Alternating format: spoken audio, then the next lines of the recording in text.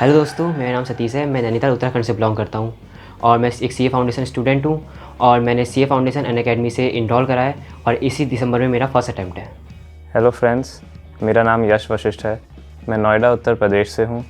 मैंने अपने CA intermediate के एग्ज़ाम्स नवंबर 2023 में दिए हैं और मैं साथ में रेगुलर कॉलेज भी कर रहा हूँ दिल्ली यूनिवर्सिटी से। हाय, मेरा नाम कोमल कपूर है और मैं फरीदाबाद हरियाणा से हूँ। मैंने अपना CA foundation and intermediate clear कर लिया है और मैं अब सीए फाइनल के लिए प्रिपेयर कर रही हूँ। अलॉन्ग विद दैट आर्टिकलशिप भी कर रही हूँ एंड अभी मैंने रिसेंटली अपना सीए फाइनल का फर्स्ट ग्रुप दिया था।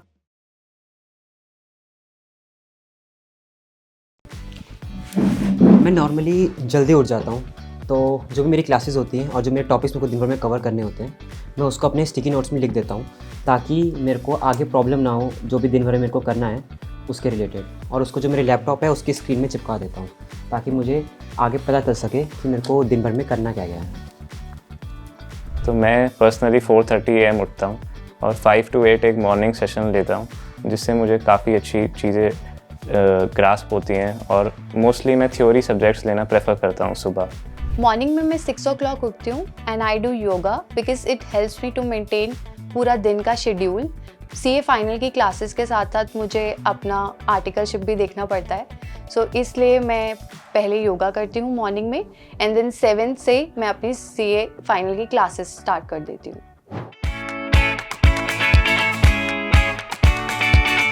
जैसे बचपन से मैंने देखा है कि जो सीए है उनकी बहुत ज़्यादा रिस्पेक्ट होती है सोसाइटी के अंदर, तो उसी को देख के मेरा भी मन था कि मैं भी सीए बनूं और सीए को परस्यू करूं। लेकिन जब मैंने सीए को पढ़ना स्टार्ट करा तो मैंने देखा कि भाई सीए का बहुत सिलेबस बहुत वास्ट है और बहुत ज़्यादा बड़ा है। इस वजह से जो है मेरे को पता चला कि जो सीए की रिस्पेक्ट है वो है क्यों है इतना सोसाइटी के अंदर। और सेकंड थिंग, जो भी मेरे कजन्स हैं वो लोग भी जो सीए हैं उनको देखा कि उनके अंदर पैसा है, तो इसी वजह से मैंने भी सीए को परस्यू करने का सोचा।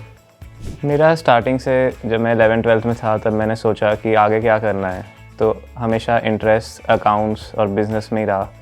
तो ऐसा लगा कि यही करियर बन सकता है, तो सीए एज अ चैलेंज भी काफ़ी अच्छा लगा, तो इसी से शुरुआत करी और बस सब चल रहा है अच्छा। ऑनेस्टली मेरे रिलेटिव्स ने मुझे पुश किया to do CA because they were doing at that time and being a commerce student मुझे भी मैंने सब्जेक्ट्स को देखा एंड एनालाइज किया, मुझे बहुत इंटरेस्टिंग लगा, सो आई चोज सीए।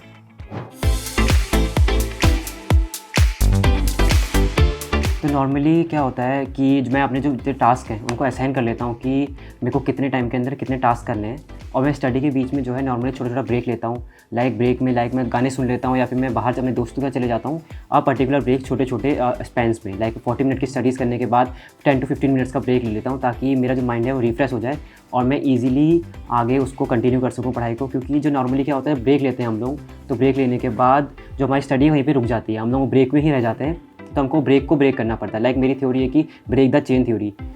जो भी हम चेन में पर्टिकुलरली कर रहे हैं, हम रील देख रहे हैं, तो उसको ब्रेक कर दो और नॉर्मली वापस अपने जो भी हमको पर्टिकुलर काम करना है, प्रोडक्टिव काम, उसके साइड को चले जाओ। फोकस के लिए मुझे लगता है कि 40 to 45 मिनट्स के बाद आपको अपना जो फोकस है वो वापस लाना पड़ता है, क्योंकि माइंड डिस्ट्रैक्शन होती है पढ़ाई के बीच में। तो 5-7 मिनट्स का ब्रेक लेना कुछ हार्म नहीं करता। उसके लिए मैं पर्सनली या तो क्यूब सॉल्व करता हूँ या फिर एक छोटी सी वॉक ले ली घर में, या कुछ छोटा सा कुछ मंच कर लिया, that's it, and then I get back to studies. So my mantra is to be focused and present as much as possible because limited time के according हमें बहुत सारा syllabus cover करना है जो कि possible नहीं हो पाता है, and for this we have to be very much focused। जो educator आपको बता रहे हैं, you must be listen to those words and keep a note कि proper आपका सारा manage हो सके चीज़ें and accordingly आपके पास time हो revisions के लिए। फाउंडेशन एंड इंटर में तो काफ़ी टाइम होता है हमारे पास to cover up the syllabus and many revisions, but in CA final due to lack of much time we have to manage everything. So उसके लिए मैं ये कोशिश करती हूँ जितना टाइम मिल रहा है you should be focused in whatever you are doing. Staying focused due to limited duration बहुत ज़्यादा इंपॉर्टेंट है। इफ़ेक्टिव होना is more important.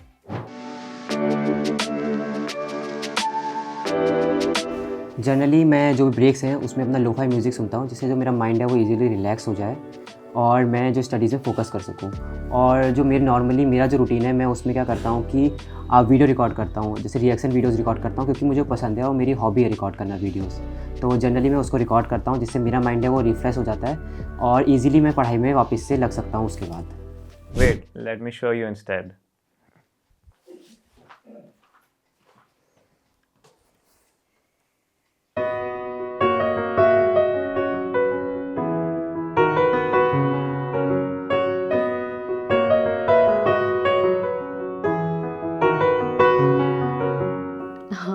For CA final student relaxation का तो टाइम नहीं होता, like we can't think for relaxing because with studies you have to also see the office staff and all, बहुत hectic situation हो जाती है। But yeah if I get the time मैं music सुन लेती हूँ एंड थोड़ा रिलैक्स कर लेती हूँ, दैट्स इट।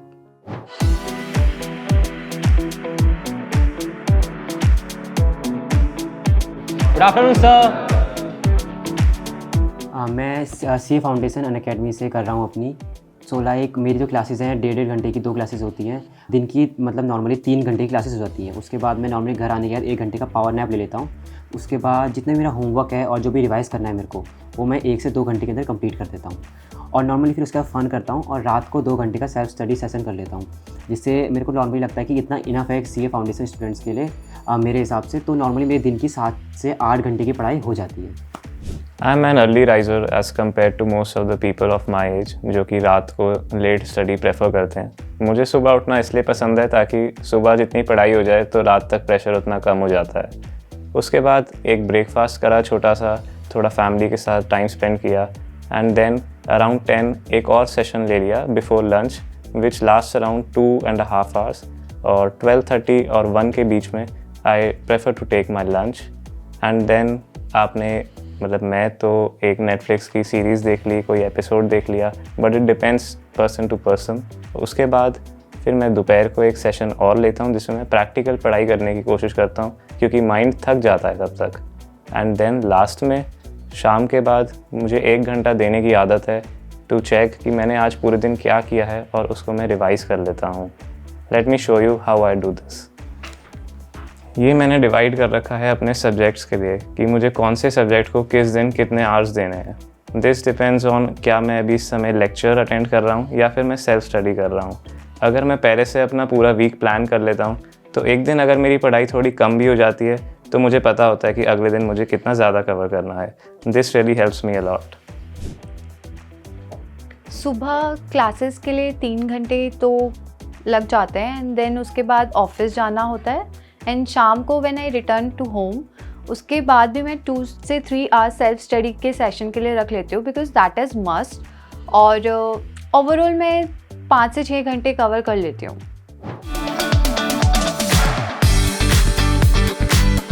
मेरे हिसाब से तो नेसेसरी नहीं है कोचिंग लेना, लेकिन पर्सन लाइक मी जो कंसिस्टेंट नहीं रह सकता पढ़ाई के लिए, उसके लिए बहुत ज़्यादा ज़रूरी हो जाता है। क्योंकि जो भी कोचिंग में पढ़ाया जाता है ना, उसको दिन भर के शेड्यूल के अंदर मैं ऐड कर लेता हूँ, जिससे जो भी मेरा स्टडी का सिलेबस है वो कंप्लीट हो जाता है और मैं कंसिस्टेंट हो जाता हूँ पढ़ाई को लेकर के। और जो फैकल्टी है अनअकैडमी की बहुत ज़्यादा फ्रेंडली है, बहुत ज़्यादा हेल्पफुल है। जो भी मुझसे डाउट पूछना हो ईजिली उसका आंसर देते हैं, बहुत फ्रेंडली वे में आंसर देते हैं, तो वो अच्छा रहता है। और जो इंटरेक्शन होता है 1 बाय 1 और जो भी क्लासरूम्स के अंदर जो फ्रेंड्स बनते हैं वो भी डिफरेंट थिंग है। क्योंकि जो CA नॉर्मली जो स्टूडेंट्स होते हैं वो रेगुलर कॉलेज नहीं कर पाते, तो कोचिंग के अंदर नॉर्मली लोगों से इंटरेक्शन करना और वो हेल्प करता है जो है अपनी पर्सनैलिटी डेवलप करने के लिए भी। तो इट्स फाइन कि अगर कोचिंग भी ले सकते हैं। मेरे को तो कोचिंग लेना ज़्यादा पसंद है, प्रेफर करूँगा मैं कोचिंग लेना। यस, कोचिंग से जो हमें गाइडेंस मिलती है और ये जो करियर है इसमें आपको मोटिवेशन की ज़रूरत बहुत रहती है। क्योंकि एक टाइम ऐसा आता है कि आपको लगता है कि मेरे सारे फ्रेंड्स एंजॉय कर रहे हैं, मैं घर पे बैठा बैठा पढ़ाई क्यों कर रहा हूँ। तो वो मोटिवेशन जो है, जो किक चाहिए होती है आपको बीच बीच में, वो कोचिंग आपको बहुत अच्छे से हेल्प करती है देने में। इसलिए और गाइडेंस के साथ जो पढ़ाई जो होती है, सेल्फ स्टडी एंड में काम आती है, बट कोचिंग मेरे ख्याल से हमेशा आपको सपोर्ट देती है। Yes, for me coaching plays an important role because आपको एक प्रॉपर गाइडेंस मिल जाता है कि कैसे आपको हर एक सब्जेक्ट को सिस्टमैटिक तरीके से करना है। बिकॉज CA फाउंडेशन में coaching is not that much required, लेकिन CA फाइनल्स में subjects are huge and syllabus are vast, so you have to take guidance and it helps you in completing the CA journey very easily.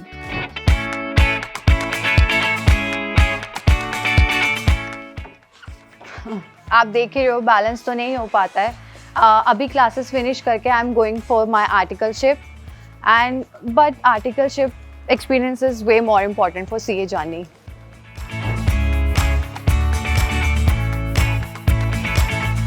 Usually 7 to 8 hours तो office का time लग ही जाता है, but I try कि मैं जल्दी wrap up करूँ because I have to study and या usually 7 to 8 hours is the timing.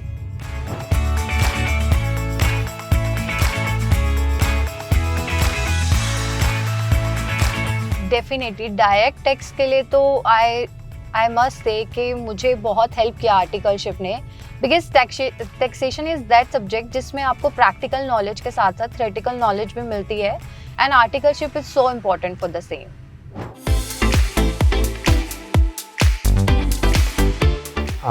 Economics my favourite subject. Accounts और एडवांस्ड अकाउंटिंग सबसे ज़्यादा इंटरेस्टिंग लगते हैं. Direct taxation is my favorite subject.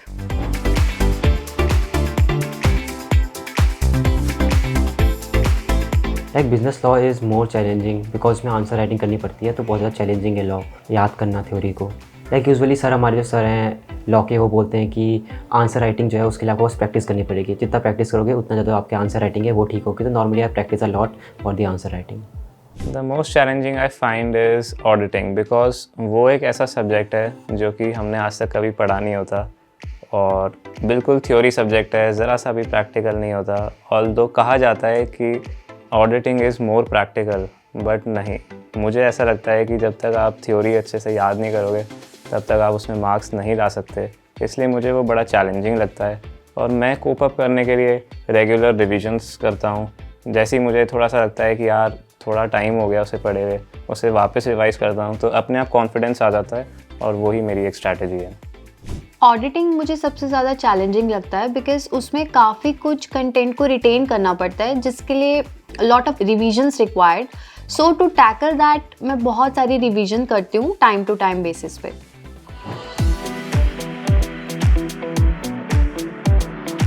Like जो मेरी स्टडी टेक्निक है थोड़ा वियर्ड साउंड करेगी लेकिन मेरे लिए बहुत ज़्यादा काम करती है. जैसे अगर मैं कोई टॉपिक कंप्लीट कर देता हूँ तो मैं क्या करता हूँ उसकी एक वीडियो रिकॉर्ड करता हूँ imagining myself as a teacher और मैं किसी को पढ़ा रहा हूँ. तो उससे क्या होता है जो मेरे टॉपिक हैं वो इजीली क्लियर हो जाते हैं. मुझे पता भी चल जाता है कि जौन से मेरे टॉपिक हैं जो क्लियर नहीं हुए हैं वो भी नॉर्मली मेरा क्लियर हो जाता है. तो मैं वीडियो रिकॉर्ड कर लेता हूँ अपने आप की और अपने आप को सेंड कर देता हूँ. उसका एक और बेनिफिट है कि मेरे को बाद में रिकैप करने में रिवाइज़ करने के लिए ईजी हो जाता है कि मैं अपनी ही वीडियो देख करके खुद को ही सेल्फ असेसमेंट कर लेता हूँ कि क्या क्या मैंने पढ़ा था पहले. मेरे लिए पर्सनली मैंने जो प्लान किया है वो है 7-3-1 डेज़ वाला कॉन्सेप्ट, जिसमें मैं हर सब्जेक्ट को पहले 7 डेज़ प्रिपेयर करता हूँ. उसके बाद जब सारे सब्जेक्ट्स कवर हो जाते हैं then I cover each and every subject for 3 days और फिर लास्ट में जब सारे सब्जेक्ट्स कवर हो जाते हैं 1 डे मैं देता हूँ सबको. इससे क्या होता है कि एग्ज़ाम से पहले बहुत ही ज़्यादा कॉन्फिडेंट फील होता है क्योंकि हर एग्ज़ाम के बीच में एक ही दिन की छुट्टी होती है और ऐसा अगर आप पहले एक बार कर लो तो फिर बिल्कुल आपको टेंशन नहीं होती एग्ज़ाम से पहले.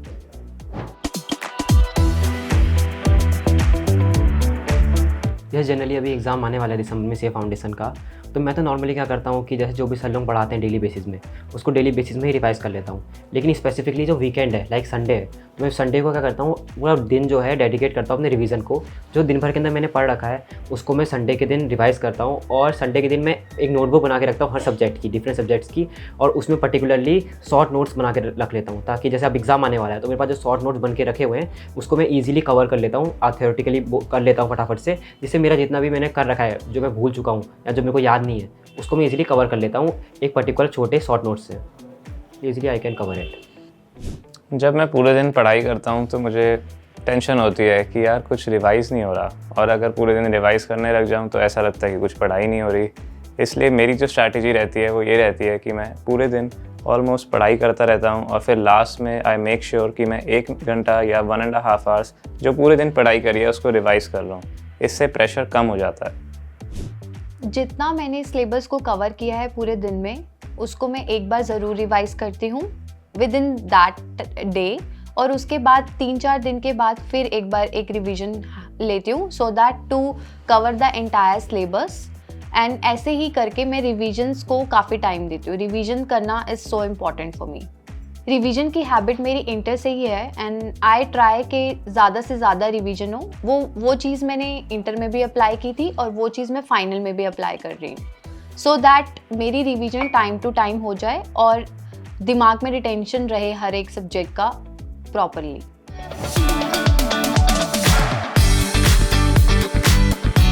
लाइक जो सी है मेरा बचपन का ड्रीम है, तो फाइनली मैं उसकी तरह क्लोज आ चुका हूँ। और प्लस पॉइंट ये है कि जो भी नया सिलेबस है, लाइक मेरे लिए सी ए जो सिलेबस है वो ज़्यादा नया है, तो इस वजह से मेरे को बहुत एक्साइट करता है वो सिलेबस, तो मैं हमेशा मोटिवेटेड रहता हूँ। The tag of CA itself is a very big motivation. उसके अलावा जब आप देखते हो कि कितने चैलेंजेस एक CA एस्पिरेंट को फेस करने होते हैं, तो वो चैलेंजेस फेस करना भी एक अलग ही मोटिवेशन है। और आप देखते हो कि आपके जो फ्रेंड्स हैं वो रेगुलर कॉलेज जा रहे हैं या कुछ कर रहा है, उनके आंखों में जो आप अपने रिस्पेक्ट देखते हो as a CA aspirant is itself a very big motivation. और उसके अलावा फैमिली जो आपको मोटिवेट करती है वो हमेशा आपके साथ रहती है। जब भी मैं ऑफिस जाती हूँ मुझे लगता है this is the kind of work which I always wanted to do and which motivate me always, so this is why I choose this career.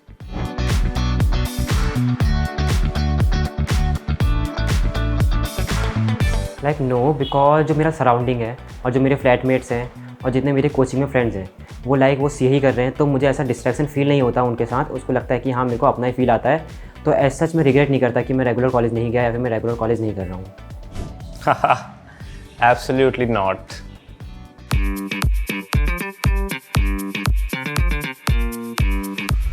Hi Satish, in accounting, what does depreciation mean?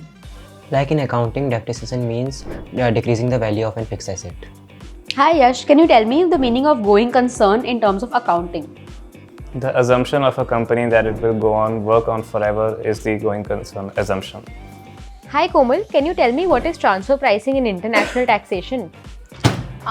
This is like from high tax country to it is going to lower tax countries, goods are moving, so that price which is set by both the countries is called transfer pricing. Satish, explain the meaning of time value of money. Mainly the concept of time value money is that कि जो पैसे की value आज present में है वो ज़्यादा है पैसे की वैल्यू अगर फ्यूचर में होगी तो।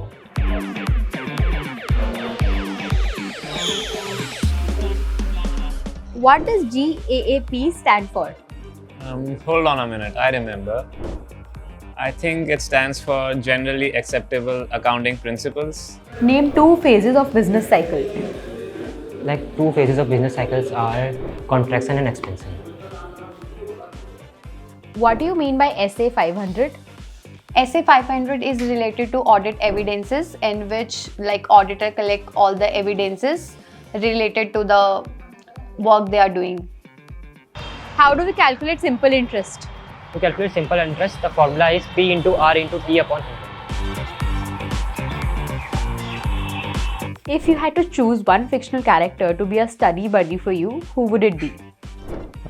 That's a tough question, but मेरे ख्याल से Doraemon would be the best क्योंकि वो मेरी लाइफ की सारी प्रॉब्लम्स अच्छे से सॉल्व कर देगा और मैं अच्छे से पढ़ाई कर सकूँ।